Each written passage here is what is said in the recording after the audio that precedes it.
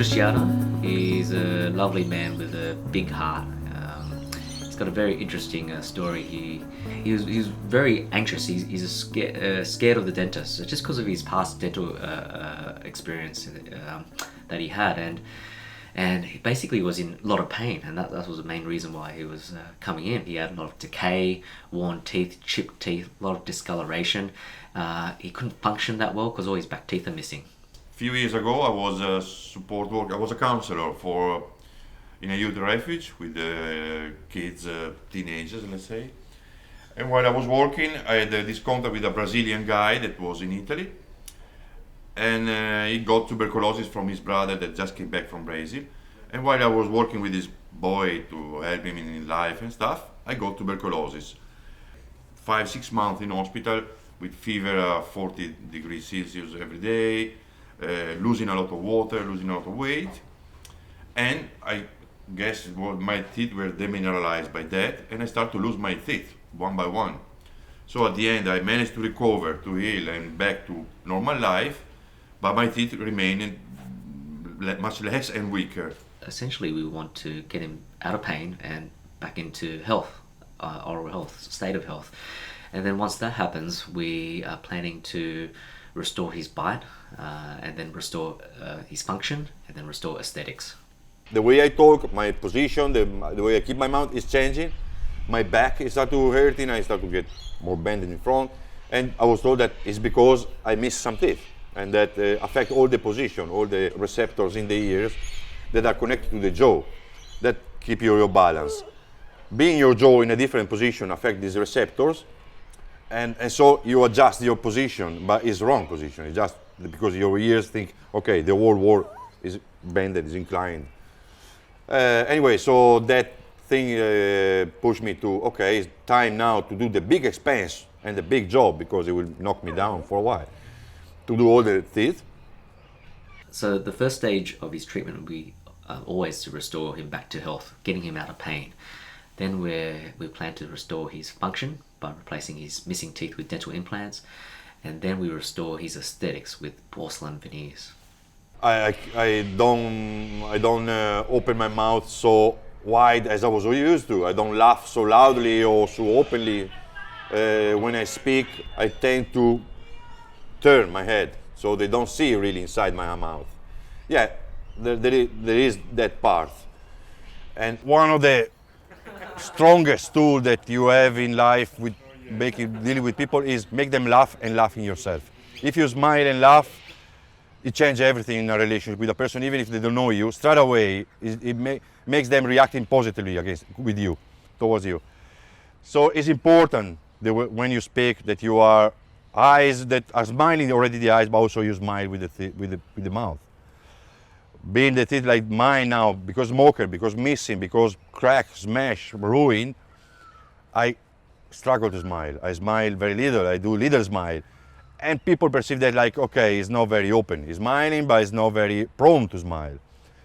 So it's a subconscious process. It's working on my warming skills, but I need a tool that is missing at the moment, that is the smile, the laughing. With that, Andrew will help me enormously. I mean, the possibility for me to laugh loudly, an Italian style of laugh.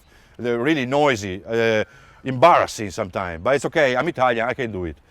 That would be great, that would be great. Being able to speak and smile to a lot of people, body language is, they say, is 80% of our communication. So if someone who doesn't smile a lot, they can often come off as standoffish. So having a beautiful smile often dramatically changes someone's face.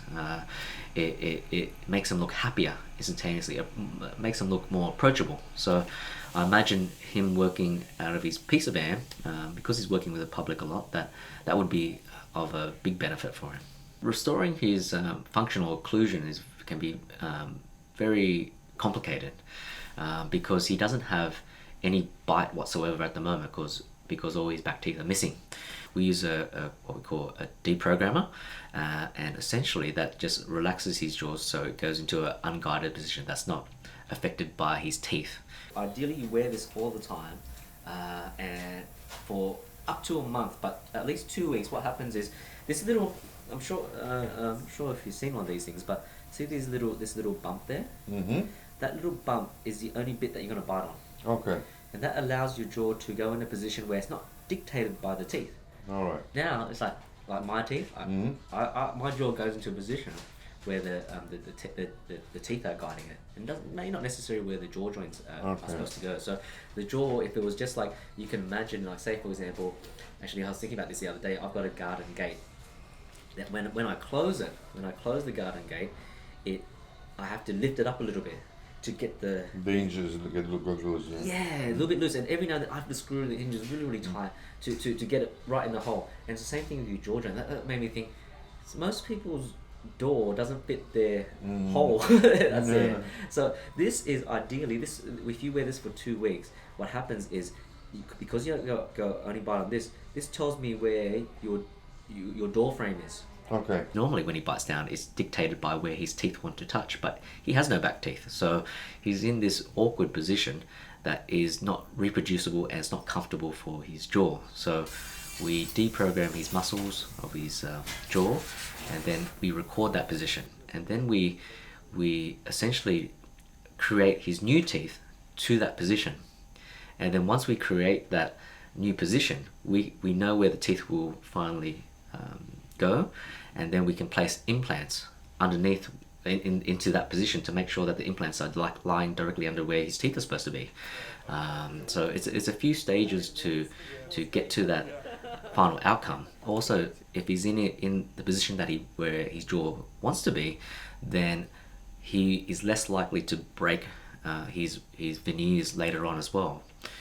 If he's in a position where he's not comfortable, he'll want to grind his teeth into a position that is comfortable, and that will usually come at the expense of breaking his veneers. So a lot of people tell me that they don't want to do porcelain veneers because they have bad experiences where their porcelain veneers have chipped, or their previous clinician mentioned don't do porcelain veneers because they break easily. I found that that's not true if you've found the right jaw position for the patient that's comfortable. Everything okay? Yeah. I'm just wondering. The biggest worry is if I start to talk bullshit when I'm under. You might. Yeah, indeed, I know. The real you will come out. Shit. So, I'm sorry already in advance, guys, for all the crap I'm going to say.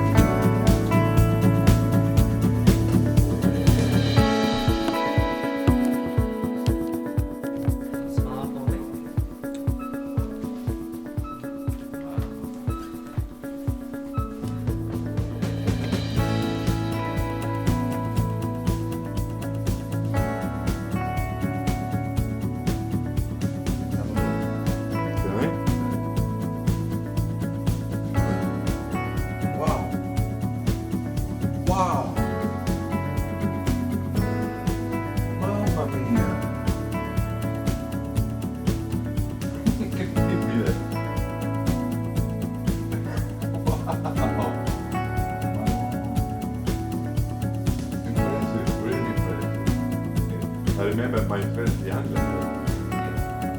Armandi.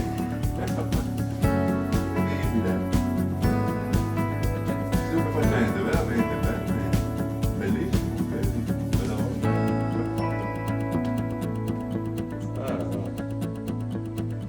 It's beautiful. Nice. Very good. Well done.